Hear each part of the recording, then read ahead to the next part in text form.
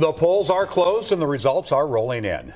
Tonight we'll learn which direction our country and your community are heading. Here is what we're seeing nationally. It is a race to 270 and former President Donald Trump is ahead, but it could take a couple of days before all the dust settles. Here in Minnesota, with 9% of the vote in, Donald Trump is leading Kamala Harris 61%. Many analysts say that Wisconsin's 10 electoral votes are critical. An unexpected recount of absentee ballots is going to stretch late into the night. That being said, their vote total is way ahead of Minnesota's. With 58% of the vote in, it is a very, very close race. That's not the only issue in Wisconsin. Our David Schuman is tracking long voting lines still happening right now in Menominee. David, polls are closed, obviously. Yeah, Frank, here on UW Stouts campus, you can see all these people are still in line waiting their turn to vote. And this is nothing compared to what it was. They've been waiting now 2 hours past poll close just about. And the reason it's taken so long is they're all registering to vote for the first time. These are students. They're fired up to be here. Pop music has been blasting. There's been a lot of spontaneous dancing that's busted out. Now, we have a little video, I believe, of what the line looked like earlier. Elections officials here say they'll have about 900 people voting today at this location alone by the time it all wraps up. Some freshmen told us how excited they were to make their voice heard. It feels very liberating, and I just feel like an adult, and I don't know, I care about democracy, and I think it's my right. It was a breath of fresh air, like to finally be able to do it, because I've been waiting for this opportunity for so long, especially since I have a late birthday, so this is just, I'm just really excited. I've been really excited the whole time. So this should finally wrap up here in the next 30 or 40 minutes. They'll be able to get through everybody. Then poll workers will have the time to finally start counting up the absentee votes, which I'm told will take about another hour. We will be here at least until the last person in line votes. Long night in Menominee. Yes, definitely. Thank you, David. Our Caroline Cummings is live with the Harris Walls campaign. She is in Washington, D.C. Caroline? Well, good evening to you, Frank and Amelia. I'm at Howard University. There's hundreds of Harris and Walz supporters here. You can see them behind me. They're starting to fill out or next to the stage, I should say. And they have the screen projecting with the results. They were listening intently there for a while. The music had stopped, and that was the focus. But the music has picked up here again, and people we've spoken with say that they are still cautiously optimistic. And it is a beautiful night here in Washington. This video we're showing you, or should be showing you now, should give you a sense of the crowd in here. You can see those American flags waving. A lot of these people came here hours ago, and this school is Harris's alma mater, and it's important to her. She credits her time here as formative years, but this campus is also a fitting backdrop considering the campaign sees young college students as essential if they are going to win the key battleground states where votes are still being counted, places like in the Blue Wall, Wisconsin, and in Pennsylvania. As for Governor Tim Walz this morning, he was in Pennsylvania, the Keystone State, and key to this election before coming here to D.C., but I'm told he was calling into radio stations in battleground states across the country, trying to shore up support before polls close there. Now, we don't know when we will expect both of them here on stage tonight, but we can expect the closer this race is, the later they'll likely be on stage, as we learn if Vice President Kamala Harris will become the 47th President of the United States, and if Governor Walz will be her number 2, the 3rd VP to come from Minnesota. Back to you guys. All right, Caroline, thank you. We're going to head out now to West Palm Beach, Florida, because we're going there for the former President Donald Trump's watch party there. We're hearing there's an estimated about 1,000 people hosting that with Elon Musk and RFK Jr. He cast his ballot in Florida this morning, where he acknowledged that we may not know who won tonight. So we want to go now to our Derek James, who is watching the results roll with the Minnesota GOP in Bloomington. Hi, Derek.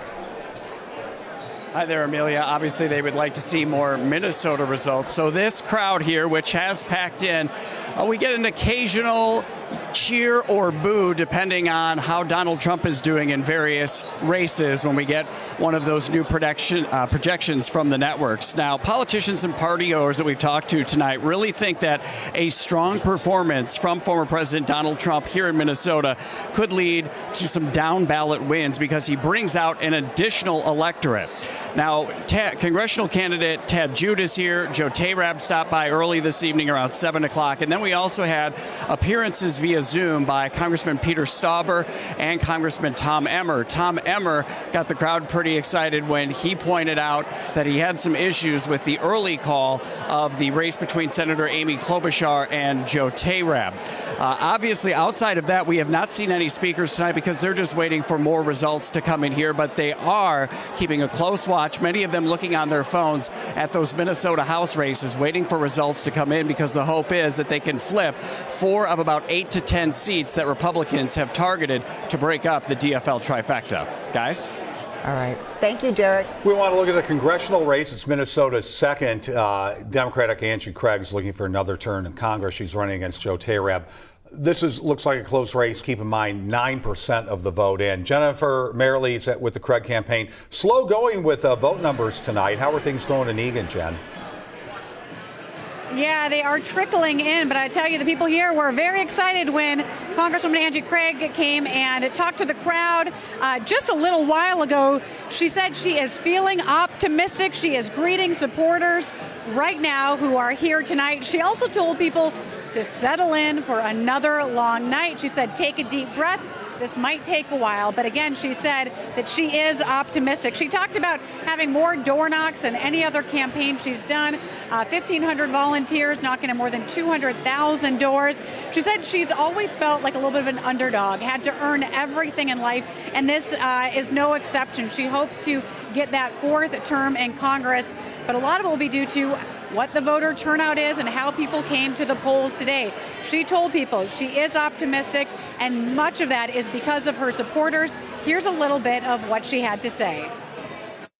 Today, as I traveled across the 5 counties in this congressional district, I met people in restaurants, I met them on the street, I met them at small businesses, and it was just extraordinary, the number of people who came, and I met them at a lot of bars, so you see a theme here. It was just extraordinary, the number of people who came up to say thank you, your official side staff has helped me over the years. Yeah, and she also said no matter what happens tonight or in the coming days, she's grateful for the trust of her supporters and the voters. They said they have fought to protect freedom, to marry who you want, for women to choose what to do with their bodies, to protect people from gun violence. She said they have done everything they can to be on the right side of the issues that they are standing for, and did everything they could to put the right leader in place to continue to lead the 2nd Congressional District. But of course, we will watch and wait and see how this one plays out. Frank and Amelia? All right. Thank you, Jen. Kirsten Mitchell's with the other group who's watching and waiting and seeing, and that's the Joe Tayrab campaign in Lakeville. Kirsten? Hi, Frank. Yeah, Joe Tayrab actually just walked right in the room. He's right behind me, mixing and mingling with his supporters here. I'll show you the watch party here in Lakeville. It's a packed room, and speaking to his supporters, they are still feeling cautiously optimistic as those results slowly but surely trickle in. And as we have been reporting all night, this 2nd Congressional District is very competitive with a split of urban and rural voters. And Tayrab is a political newcomer, a former Marine Corps veteran and former federal and county prosecutor, and his campaign message has really been about protecting the American dream, he says, focusing on inflation and immigration, something he says resonates with voters in his district. We talked with him earlier in the evening, and he says he thinks he can flip the seat that Democrats have held since 2016. Polls just closed a little bit ago. We're really excited. We're cautiously optimistic, but we're really excited about where we're sitting and standing right now. So thank you again for being here. I'm going to get back up here at some point and talk more. I hope and pray it's going to be a nice little update for you.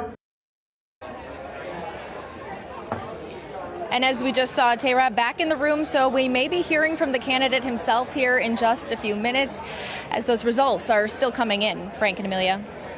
All right. Thank you, Thanks, Kirsten. We want to take a look at some other numbers here. This is the race for the District 5 for the House. We have no votes in. That is Ilhan Omar, and her Republican challenger is Dalia Al-Akidi. Here's the U.S. Senate race in Wisconsin. We have 59% of the vote in, and it is a dead heat right now between Tammy Baldwin, the incumbent, and Eric Hubney, the Republican challenger. We'll keep a close eye on that. And for the Minnesota U.S. Senate, we have incumbent Amy Klobuchar. This is with 12% of the vote in right now. Her challenger, Royce Wright, with 51.9% of the vote, and he's leading at this point. Let's get to the DFL watch party in St. Paul. That's where we find our Jonah Kaplan. Jonah, I know a lot of big DFLers there tonight. Well, we just heard from Lieutenant Governor Peggy Flanagan. We also heard from Minnesota's other U.S. Senator, Tina Smith. And the term that's being tossed around here, and it's being attributed to Congresswoman Angie Craig, is people are nauseously optimistic. So you don't really see or hear the worry, but it's there. And people are feeling the heat, and they're worried not just about what's happening in the federal races, but in the state races, because we've had the trifecta here. Democrats in control of the Minnesota House, the Minnesota Senate, and of course the governorship.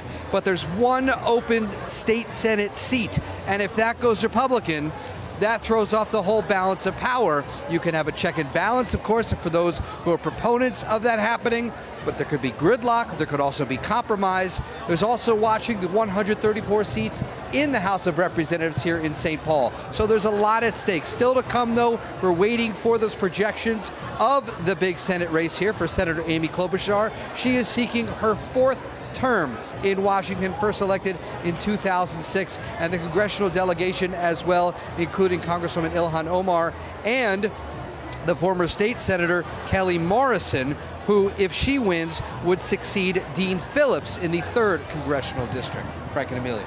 All right, Jonah, thanks for the update.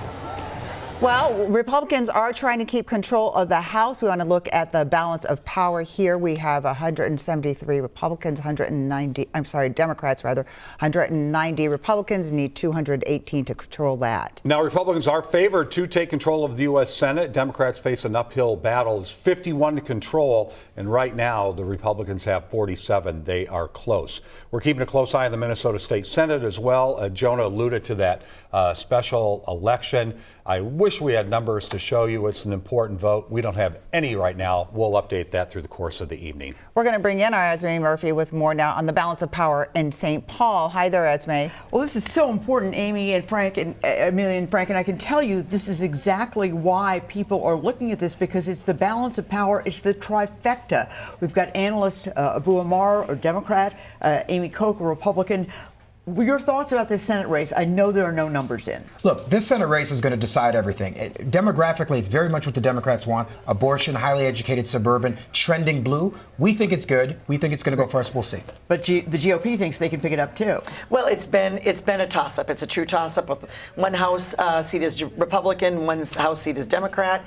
You know, I think it has been trending blue, but it's a bellwether for me. The entire Minnesota House, 134 seats are up, and we are tracking a number of districts. Let's take a look at in Winona, 26A. In Virginia, we are tracking 7B. In St. Peter, we are tracking 18A, and in 14B in St. Cloud, we are tracking that. We don't have the graphics up, but we do. Okay, this is a very important race here because it looks like Jeff Brand, the incumbent, is going to lose here. That is a big deal for Republicans. That's a big deal. There's only 4 seats. This is not a top tier. This is not the lowest hanging fruit. And the Republicans look to pick this up. So that's 1 on the way to the 4 that they need. And as I said, it wasn't the top of my list for a definite get. So, and this looks like he's running away. She's running away with it. Republicans have to be happy with that. All right, back to you, Amelia and Frank. Thank you, Esme.